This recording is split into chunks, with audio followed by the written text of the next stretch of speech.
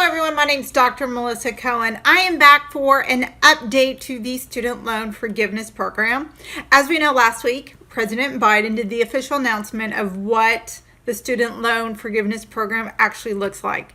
But there's been questions, so not everything was released, and people came with questions, and there's more details that came out from that day. Now, there's still more information that we're all waiting for, but let me go through some of the content that we came up with and what I'm able to find and more details that were released from the U.S. Department of Education. Well, the first thing, just to reiterate, was the student loan payment pause got moved. So it was supposed to begin September 1st, but now it's going to begin January 1st, 2023. So, but you'll actually hear the student loan payment pause program has been extended until December 31st of 2022, which means effective January 1st, you start to have to pay any of your student loans that are left. Now, so that's the first thing. The second thing, and this is a big thing, is the $10,000. So a lot of people are happy about that. A lot of people are not. But I'm just giving the news. I'm not reporting on all the politics and things, what's going on from that perspective, but what was released and what is being told to consumers from the U.S. Department of Education. So as you know, it was $10,000 for student loan borrowers who are single and earn up to $125,000. They will get the $10,000 debt cancellation. If you are married and file your taxes jointly or are a head of household, you qualify if your income is under $250,000. So that's the first thing. Now, this is also confirmed, or we'll put these links that I found. So this is specifically from the New York Times article. It's going to be based on your adjusted gross income. So that's great news as well. And you can use income either from your 2020 tax year or your 2021 tax year. So that's great. So maybe one year you qualified, another year you didn't, you can submit either one.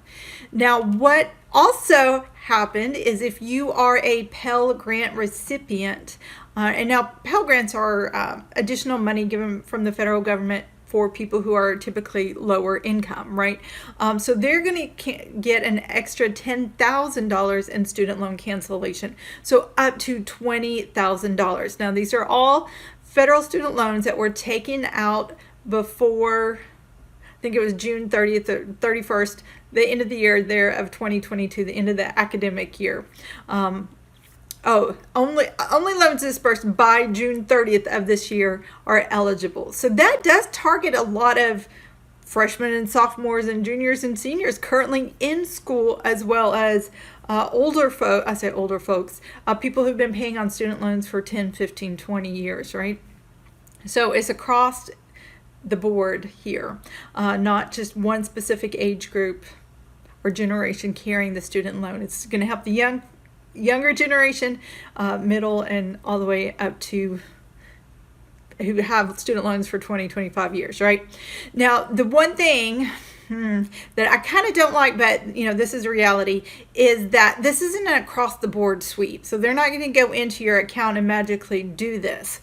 And this is what I don't like. So you actually have to go in and qualify your income. So this is you have to be active to do this. And I'm just going to tell you now, we're going to hear a lot of stories about people missing the deadlines and not getting their $10,000. And that's a shame. So hopefully, if you know anybody in this situation, you will tell them this information. Make sure that they are going to apply to get their $10,000 waived as well. So I'm hoping this is a smooth process, but we all need to be patient, right? So that being said, leading me to the next thing is you have to go and apply. Now there's about 43 million student loan borrowers. The federal government, through the student loan program, they have about 8 million student loan borrowers who have already qualified their income because they are on an income-driven repayment plan. So they've already certified their income. So the government already knows about 8 million out of this 40 million student loan borrowers will qualify for this $10,000, and they don't need to resubmit. But that still leaves 32 million people who need to submit paperwork and such. Now, the couple things about that. We don't have the forms yet. We don't have the paperwork. They haven't released it yet. The government is working behind the scenes to get that information and those processes set up. But in the meantime, you can go to your student loan provider, and it should be maybe on the main page and such, or maybe in your email communication, that you can sign up to receive alerts, probably email or text alerts when that information is ready. So when they have their forms ready and they're ready to have everything done, they'll send you a notice. You can fill out the form. You probably have to fill in or send maybe a copy of your tax returns. I don't know what's going to be required, but just know it's going to be a few minutes work. But you know what? If it takes you 30 minutes, an hour, that's $10,000 for 1 hour's worth of work. Unless you're a quadruple billionaire, your salary per hour is probably not that high, and well worth spending an hour of your time to fill out some little paperwork. All right, there's some additional information about Pell Grants that you may be asking. So the questions here, and I'm really surprised, that's why I'm like, I'm going to shout this out, then I'm just reporting the news here, is that it says, I have only graduate school debt, but I got a Pell Grant when I was an undergraduate, and am I eligible for the extra $10,000? They say yes. All right, so the second question is, so I had a Pell Grant for only 1 year, and am I eligible for the extra $10,000?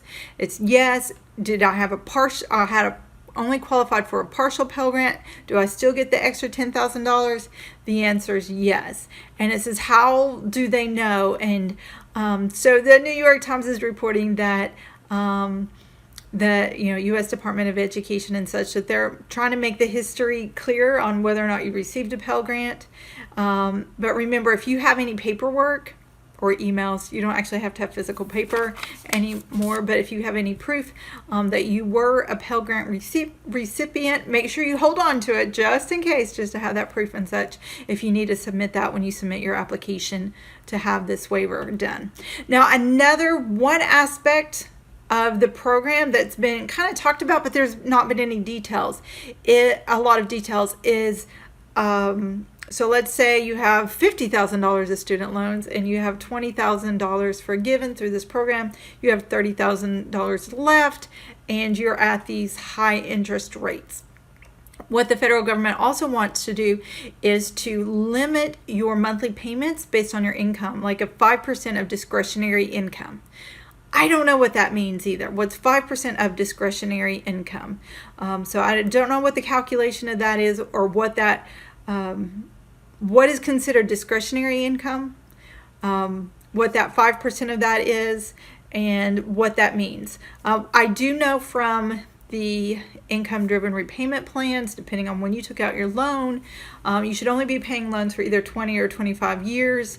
And if you make your monthly payments, then after the end of that time frame, your loan should have been wiped out, because that was promised 20 or 25 years ago when we took on these student loans.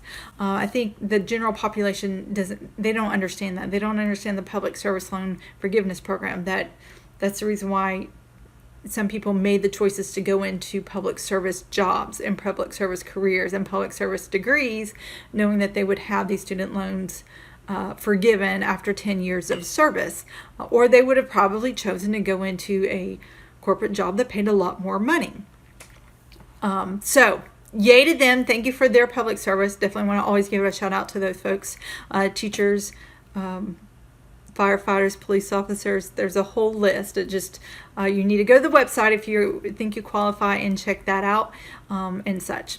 Anyways, so that's all the information I have right now. If I find out any more information, I will let you know. I hope you have a great day.